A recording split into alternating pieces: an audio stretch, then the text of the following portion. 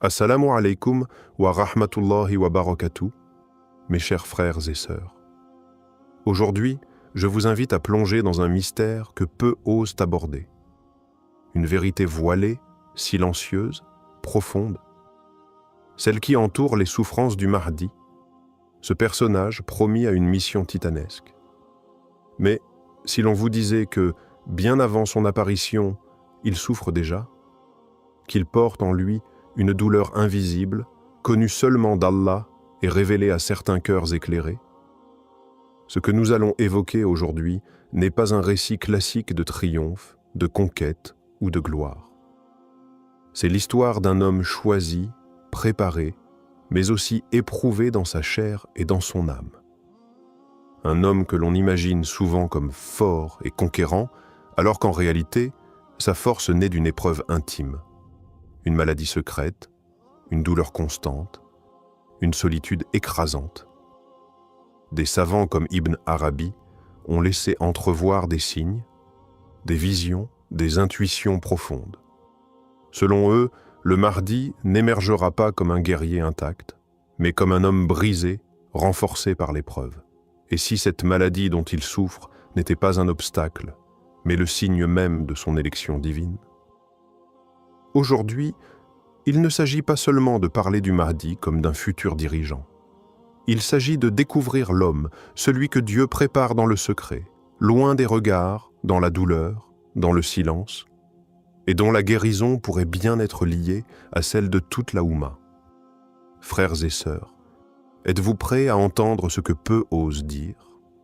Êtes-vous prêts à voir le Mahdi, non pas comme un mythe, mais comme un cœur qui saigne pour nous? Lorsque l'on explore les textes spirituels les plus profonds, on découvre que le Mahdi n'est pas seulement un leader politique ou religieux, mais un être façonné par des souffrances invisibles. Des figures comme le cheikh Ibn Arabi, dans ses révélations mystiques, évoquent un être dissimulé, éprouvé dans son corps et dans son âme, avant même d'apparaître au grand jour. Dans ses écrits, Ibn Arabi ne décrit pas le Mahdi comme un homme sans faille, mais comme un serviteur brisé et humble, portant en lui le poids d'un immense secret. Il parle d'un homme caché parmi les gens, vivant dans l'anonymat, supportant des douleurs que peu peuvent agir comprendre. Ces souffrances ne sont pas là par hasard. Elles sont un langage, un rappel, un pacte silencieux entre Allah et son serviteur. Certains textes anciens rapportent que le Mahdi serait affecté par une douleur physique continue, une faiblesse corporelle qui contraste avec la puissance spirituelle qu'il incarne. Il ne s'agit pas de simples maladies comme nous les connaissons, mais de blessures symboliques liées au destin de l'humanité. Sa douleur serait le miroir de celle de la Oumma. Plus elle est affligée, plus lui aussi est touché. D'autres savants parlent de nuit noire spirituelle, de solitude extrême, de silence imposé. Le Mahdi n'est pas formé dans la facilité. Il est forgé dans l'épreuve, car seule l'épreuve purifie, élève, réveille. Et pour guider les cœurs brisés, il faut avoir connu la fracture de l'intérieur. Ce n'est pas un héros de conte, c'est un cœur choisi, éprouvé, élevé. Et ses souffrances sont la première révélation de sa grandeur. Avant même la lumière, vient la brûlure. Les souffrances du Mahdi ne sont pas une simple fatalité. Elles portent une signification profonde, enracinée dans la tradition prophétique et la sagesse divine. Dans l'histoire de l'humanité, aucun envoyé, aucun homme choisi par Allah n'a été exempt d'épreuves. La douleur devient alors un sceau d'authenticité, une preuve de la proximité d'Allah. Le Mahdi, comme les prophètes avant lui, est purifié par la maladie et l'oppression silencieuse. Ce n'est pas une punition, c'est un affinement. Allah façonne ainsi ses élus, en brisant leurs attachements à ce bas monde, en les rendant entièrement dépendants de lui. Chaque douleur ressentie par le Mahdi l'arrache un peu plus à la dunya et l'élève vers l'invisible. Des savants disent que cette douleur est un secret entre Allah et son serviteur, une conversation muette, continue, qui l'accompagne jour et nuit. Elle le protège de l'orgueil, de l'impatience, de la colère. Elle le garde humble, doux, silencieux. Elle le pousse à se réfugier dans la prière, dans l'invocation, dans les larmes. C'est dans cette intimité spirituelle, loin des hommes, que le Mahdi est préparé. La maladie n'est donc pas un frein à sa mission. Elle en est la fondation. Comme un feu purificateur, elle brûle en lui tout ce qui pourrait entraver son rôle. Elle détruit l'ego, elle assèche les désirs, elle vide son cœur pour que seul Allah y demeure. Et lorsqu'il sortira, il ne sera pas un homme fort par ses muscles, mais un homme fortifié par la douleur, lucide, doux et redoutable. Car sa souffrance, loin de l'affaiblir, l'a transformé en miroir limpide de la volonté divine. L'un des aspects les plus marquants du parcours du Mahdi, tel que décrit par plusieurs savants spirituels, est son isolement profond et volontaire, imposé par Allah. Cet isolement n'est pas une fuite. C'est un ordre divin, une nécessité pour forger un être capable de supporter la lumière et le poids d'une mission planétaire. Comme Moussa a été retiré du peuple pendant 40 nuits, comme le prophète Muhammad a été isolé dans la grotte de Hira, le Mahdi est tenu à l'écart, loin du tumulte, loin des regards. Cet isolement est dit marqué par le silence, la solitude, la douleur physique et la réflexion intense. Il vit parmi les hommes, mais il est comme invisible. Allah l'a caché, non par peur, mais par sagesse. Il ne doit pas être contaminé par les passions de ce monde. Chaque jour, il observe, il pleure, il patiente.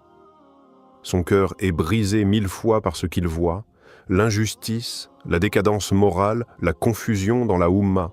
Mais cet isolement n'est pas un abandon, c'est l'école secrète d'Allah. Loin des applaudissements et des louanges, c'est là qu'il apprend la vraie reliance. Il découvre la force du tawakkul, l'endurance, la douceur face à la douleur. Ce silence qui pourrait tuer un autre homme renforce le Mahdi. Il n'a pas besoin de paraître, il a besoin d'être. Et Allah le prépare dans le mystère, comme on façonne une lame dans l'obscurité avant de l'exposer à la lumière. C'est dans ce vide apparent que la grandeur du Mahdi prend forme, doucement, mais inévitablement. La souffrance du Mahdi ne se limite pas à une maladie physique identifiable. Elle est bien plus profonde, intérieure, subtile, invisible aux yeux du monde. Il ressent une fatigue constante, comme si son corps portait le poids d'une autre époque, d'un autre monde. Son cœur est souvent lourd, sans cause apparente.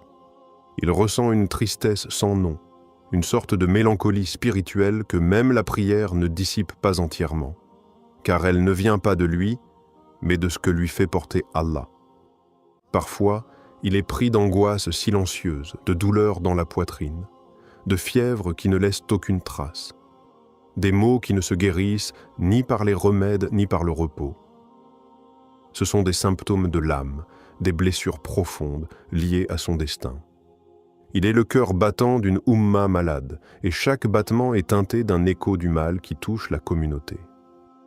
Il connaît aussi les douleurs du doute, non pas envers Allah, mais envers lui-même. Pourquoi suis-je encore là? Pourquoi suis-je celui qui doit porter ce fardeau? Il pleure parfois seul, dans la nuit, en se sentant indigne. Et pourtant, c'est précisément ce doute qui confirme son authenticité. Car seuls les véritables serviteurs se sentent trop petits pour une tâche immense. Il ne parle pas de sa souffrance. Il la cache. Il sourit parfois, mais au fond, son âme est en feu.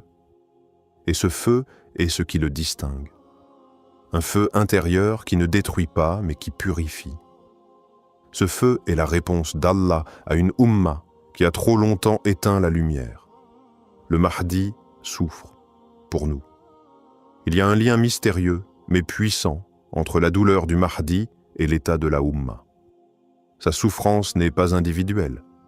Elle est le reflet direct de notre désunion, de notre éloignement d'Allah, de nos péchés collectifs. Plus l'injustice se répand, plus la foi s'affaiblit, plus l'obscurité gagne le cœur des musulmans, plus le Mahdi ressent en lui un poids invisible. Il est comme un miroir spirituel. Ce que vit la communauté, il le porte dans sa chair. chaque larme d'un orphelin abandonné, chaque oppression vécue par un musulman, chaque mosquée profanée, résonne en lui comme une blessure ouverte. Il ressent tout cela avec une intensité que personne ne peut comprendre.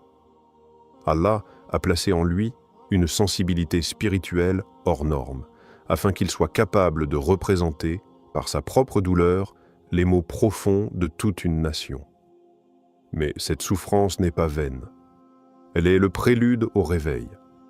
Elle est comme les premières secousses avant la délivrance. Car quand la douleur atteint son apogée, quand l'injustice devient insupportable, le Mahdi est alors prêt à apparaître. Sa guérison viendra avec le réveil des cœurs, avec le retour vers Allah, avec l'unité retrouvée. Plus encore, c'est notre retour sincère qui soulagera sa douleur. Car Allah ne l'a pas envoyé pour marcher seul, mais pour guider ceux qui veulent revenir. Si la Ummah guérit, lui aussi guérira. Si elle se lève, lui aussi se relèvera. Son mal est notre miroir, et sa lumière, Inch'Allah, viendra de notre Tauba. Frères et sœurs, il est temps d'ouvrir les yeux.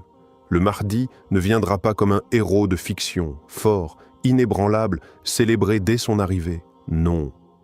Il surgira blessé, silencieux, marqué par les années d'attente et de douleur. Il sera celui qui a pleuré pour nous avant même qu'on pense à lui. Et si nous ne réalisons pas cela maintenant, nous risquons de ne pas le reconnaître quand il apparaîtra. Il est celui dont la souffrance nous accuse. Car tant que nous restons divisés, tant que nous vivons loin d'Allah, tant que l'injustice règne parmi nous, il ne peut pas être soulagé. Il est comme suspendu dans le temps, attendant que la Oumma réponde à l'appel divin. Il n'est pas en pause, il est en préparation. Et chaque jour qui passe sans réforme est une journée de plus où il endure pour nous. Il ne cherche ni gloire ni pouvoir. Ce qu'il veut, c'est une communauté debout, une nation réconciliée avec son Créateur, des cœurs vivants qui ne suivent que la vérité. Mais cette vision ne se réalisera pas par magie. Elle commence avec chacun d'entre nous, car notre changement, aussi petit soit-il, soulage un peu de son fardeau. Frères et sœurs, le Mahdi n'est pas un mythe. Il est réel. Et il souffre peut-être en ce moment, quelque part, dans le silence, attendant qu'Allah lui dise « Sors ».